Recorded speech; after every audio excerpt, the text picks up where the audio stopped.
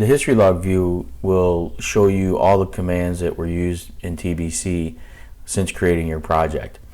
You can go to the survey tab and select history log view, and you'll see that it brings up a view and it lists all the commands based on time of what you did in your project.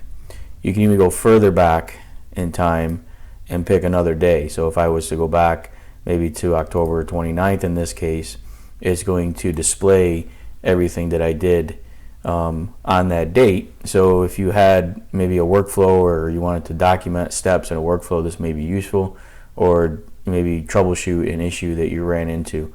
So this would be a great way to see what steps you did and how you went about doing those. You can even expand and look at some subcommands.